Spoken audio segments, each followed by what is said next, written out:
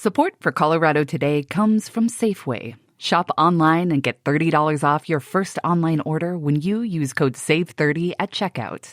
Get the same prices, deals, and rewards as in-store. Get started at Safeway.com or the Safeway app. Support for Colorado Today comes from Credit Union of Colorado. With access to over 30,000 ATMs and a mobile app, they're dedicated to offering the services of a big bank with a heart. Learn more at honestlygood.org. Phew, we are getting a break from that heat. Highs in the 70s across the Front Range today, and as you're about to hear in a few minutes, that's probably going to help you get better rest. I'm Arlo Perez Esquivel. And I'm Bazi Kanani.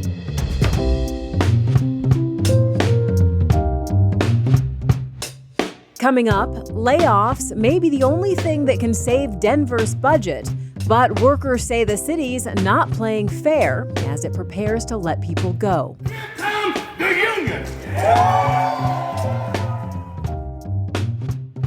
Then, did you have a few restless nights this weekend? With climate change, we know that nighttime temperatures are warming about twice as fast as what daytime temperatures are. How that trend is affecting Colorado cities.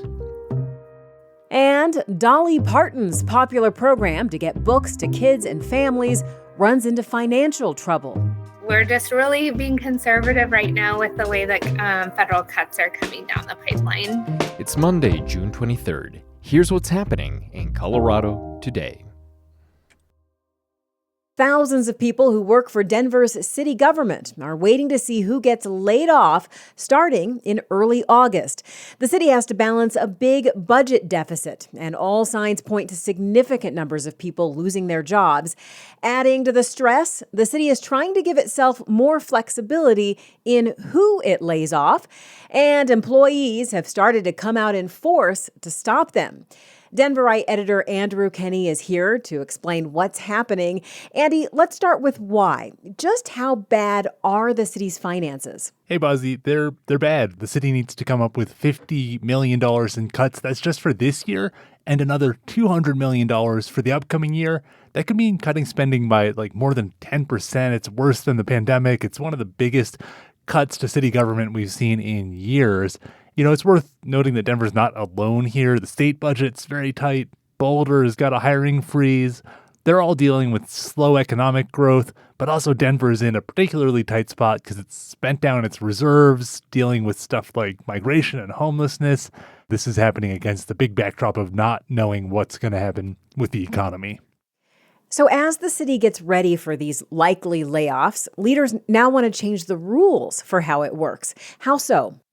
What Mayor Mike Johnston's administration has proposed is getting rid of some of these seniority protections that really protect the workers who have been with the city the longest. And instead, the administration wants to move to more of a, merit system.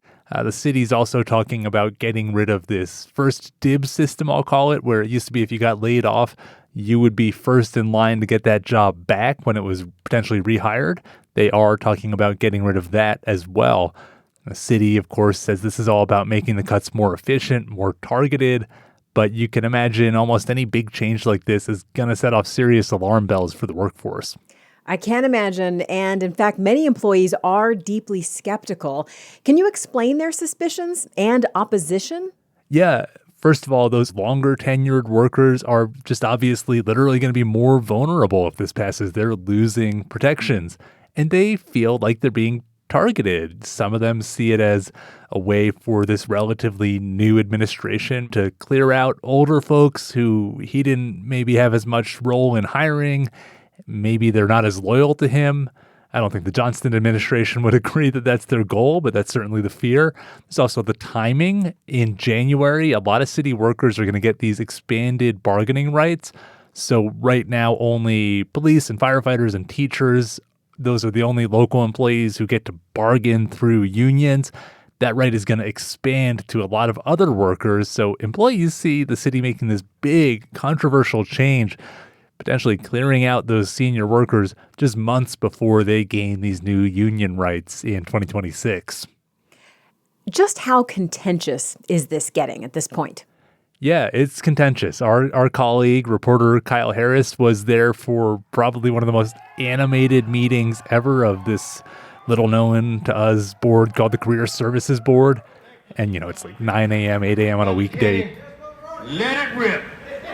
Trucks from the Teamsters are showing up and honking horns downtown. There's a banner, there's signs, there's hundreds of people showing up either virtually or a lot of them in person.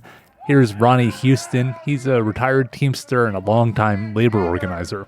Here comes the union. It's time for us to get our share. We do the work. Yeah, they were fired up.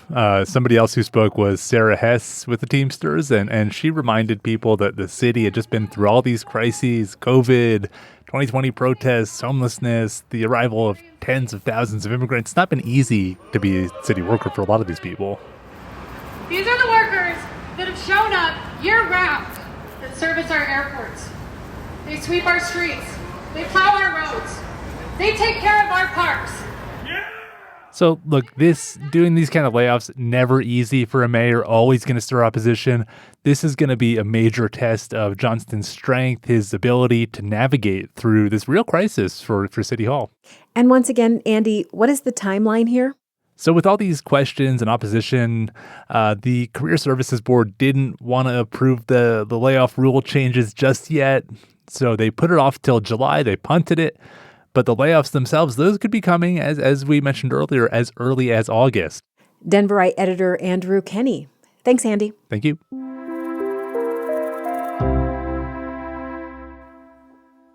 Did you have a few sticking nights this weekend? Ugh, I sure did, and for good reason. Evening temperatures soared to more than 10 degrees above average. Things are set to cool down in the next few days, but hotter nights are a trend that is here to stay. With climate change, we know that nighttime temperatures are warming about twice as fast as what daytime temperatures are. Shel Winkley is a meteorologist at a science communication group called Climate Central. They just released a report that for the first time, we can definitely say we know that a temperature like this, on this particular day, on this spot in the Earth, we know how much more likely a temperature is because of climate change. They examine how nighttime temperatures have changed across cities over the last 55 years, including 3 in Colorado. Let's talk about Denver, Colorado Springs, Grand Junction. Where do you want to go first? Let's go in order. Summer nighttime temperature in Denver. Remember, we're talking about June, July, August. When we average all those out, it has increased 2.5 degrees, which doesn't sound like a lot. But remember, if your body temperature rose by 2 degrees, you would be unwell. To determine whether a warmer than average night has a clear climate change fingerprint, that is to say, twice as likely to be hot because of climate change, Shel's team runs a bunch of models. 22 climate models. They input all the carbon emissions humans have released into the atmosphere throughout history. And then we're running those same climate models again, but we're taking out that extra carbon pollution that we've put into the atmosphere. And then the model spits out an answer. And so what we found was in the 1970s, when we had warmer than average nights, we could not link climate change to those warmer nights.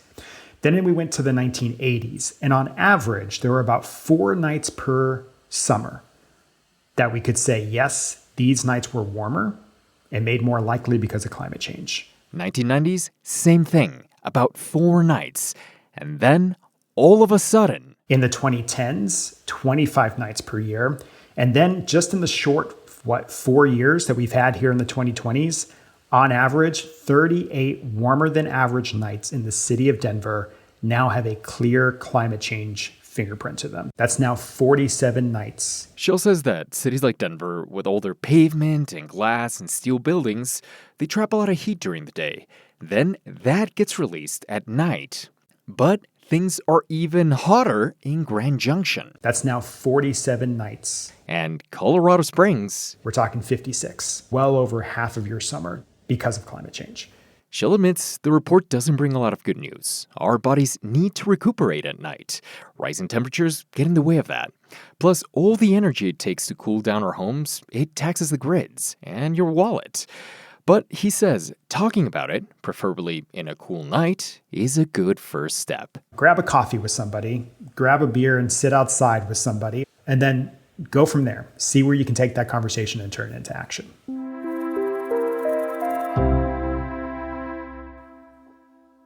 Dolly Parton's Imagination Library sends books to thousands of kids each month in Colorado.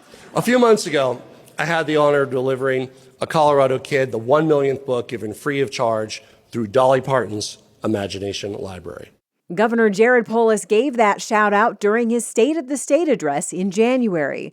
Polis said reading at home is fundamental and it helps kids dream big. The path from dreams to skills to prosperous careers in fields that inspire us is truly worth fighting for, and that's what we're doing in Colorado. The Imagination Library nonprofit has been putting books into the hands of kids and families at no charge for decades. It focuses on preschool-aged kids. But books stopped arriving at homes in Denver last month because of rising costs and shrinking funds. So the cost of books went from $220 to $260 a piece. Anthony Hodis is the interim director for Imagination Library Denver. In Denver County, that's like 8,300 families that we're going to, or households that we're going to.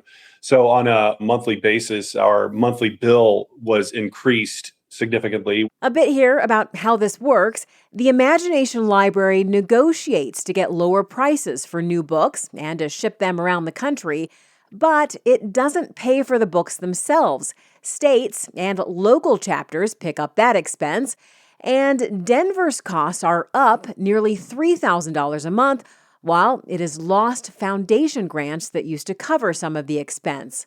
Plus, the demand for the Imagination Library in Colorado is up more than 20%. The Denver chapter paused the book distribution and has launched a fundraising effort. Hodis says it's vital for kids to build their libraries at home. So it's like building relationship, cultivating family kind of rituals and things like that. And then also it unlocks your imagination, and you can imagine things that never have existed and bring them into existence through your actions. So I just think it's important and amazing in that regard. Funding struggles on the western slope mean that the Mesa County Imagination Library will end its operations next week. It's overseen by the local United Way chapter.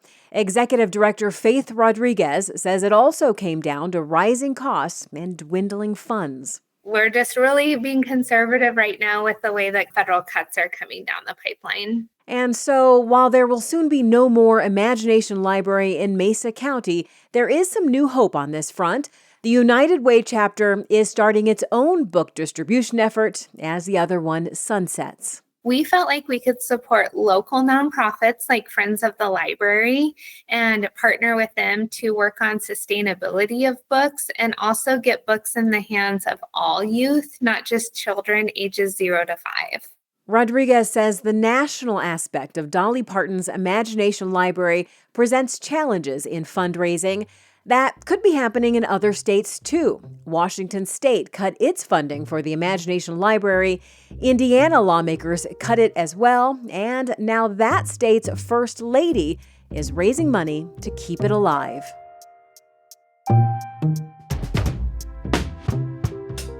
Reporting for today's show came from CPR's Tina Sieg and Mateo Schimpf, and Denverite's Juanita Hurtado Huérfano. To keep up on what's happening in our state, be sure to follow Colorado Today in your podcast app. I'm Arlo Perez Esquivel. And I'm Bazi Kanani. This is CPR News. Support for Colorado Today comes from Credit Union of Colorado. With access to over 30,000 ATMs and a mobile app, they're dedicated to offering the services of a big bank with a heart. Learn more at honestlygood.org. Support for Colorado Today comes from Safeway. Shop online and get $30 off your first online order when you use code SAVE30 at checkout. Get the same prices, deals, and rewards as in-store. Get started at Safeway.com or the Safeway app.